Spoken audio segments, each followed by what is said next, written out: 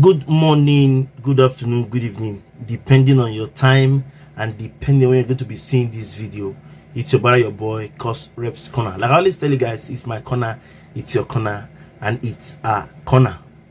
I don't wanna fall in love, I just wanna have some fun, yeah. I don't wanna fall in love. You know, few days ago, I did a video on a banker who committed suicide. You understand? She took herself from where she is to another different dimension.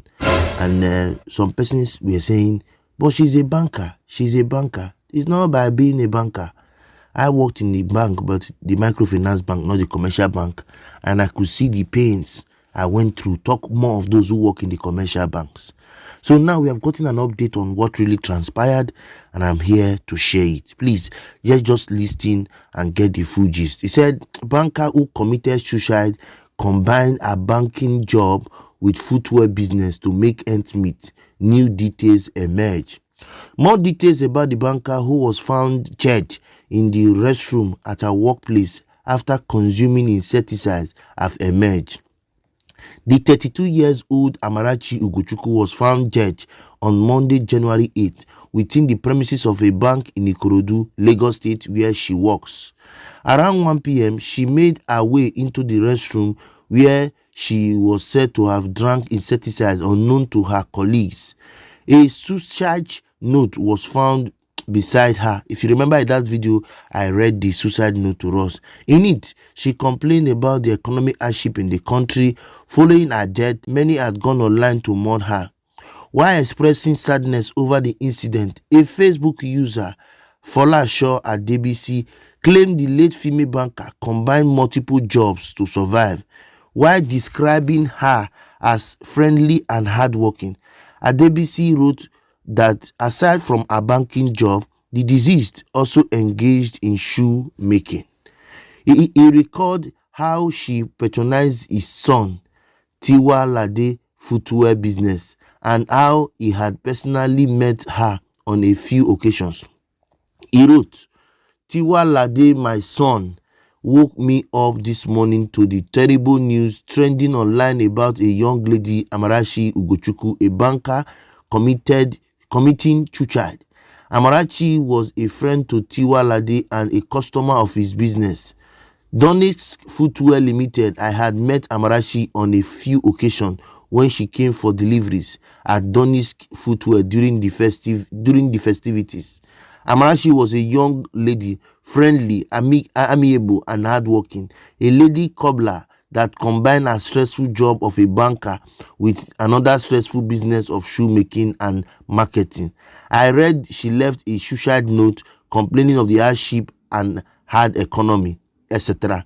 The suicide note found beside Amarachi's body reads, nothing is working in my life. My figures are low. My brain is closed up. The economy is getting harder. My decisions are wrong. My mind is messed up. The future doesn't seem bright at all. I see extreme hardship. I can't bear this pain anymore, she wrote in her suicide note.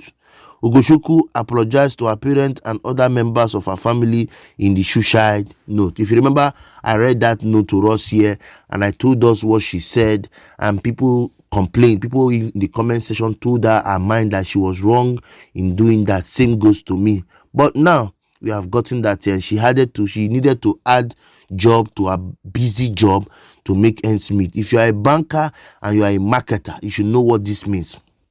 Then when I was in the microfinance bank as a savings account personnel who sat in the office, we used to have marketers who go out in the morning and come back around 1, 2 in the afternoon. I'll be wondering, I say, this kind of work, I can't do it. I will not be able to do this.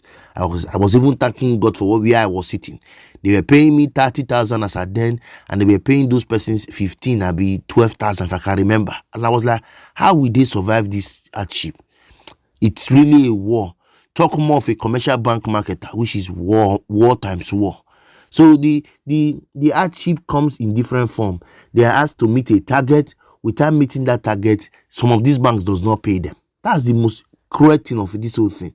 Sometimes when they pay normal staff about 200 to something, they pay them 60,000-70,000.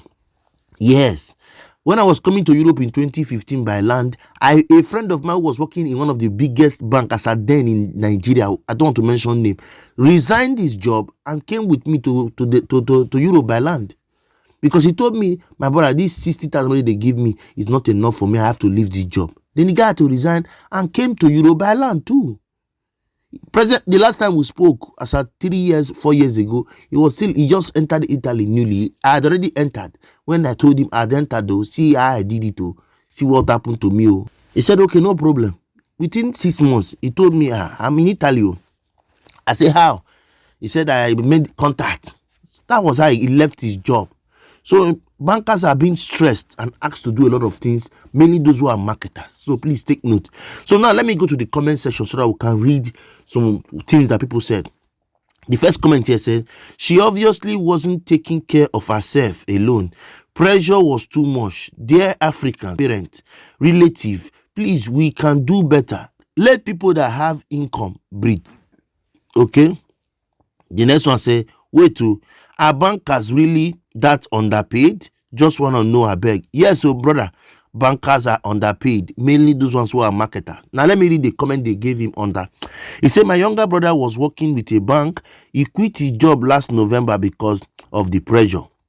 He was contract staff and only worked 5 months. He was asked to open account for 100 people per week. At a time, I helped him carry form to people. Everyone said they already have account with one bank or the other. Even after close of work, you will see my brother carry form to football viewing center, church, everywhere he goes. Still, they will still pressure him if he doesn't meet up to target. He left too. He said he cannot come and die. You understand? He had to leave the job. That's what they do. They give them target to open account, target to bring some amount of money to the bank every month. If you don't meet that target, you are not paid. The next one say, bankers and teachers are really underpaid. Very true. Teacher too are really underpaid. A professor, so when I left Nigeria, was earning 450,000. Yes, a professor, as at when I left Nigeria, was earning 450,000. I do not know now. But when I left, as at 2015, my professor then was earning 420, and he was always complaining that what will 420 do for a professor who have taken his time to study everything in the world? Why politicians earn, like you heard this man say, former governor of Lagos State, Fashola, says they pay him pension of 577,000. Pension 577,000 a month. He's no longer the governor of Lagos State.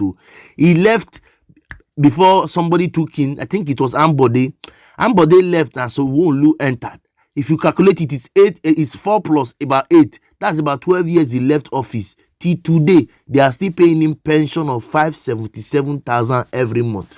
Why a professor who is still serving earns 420,000, 450,000 in a month? Is that not ridiculous? So teachers and bankers are underpaid. Very true. The next one say, I can bet she was the breadwinner and the pressure was too much for her. So sad. It's possible.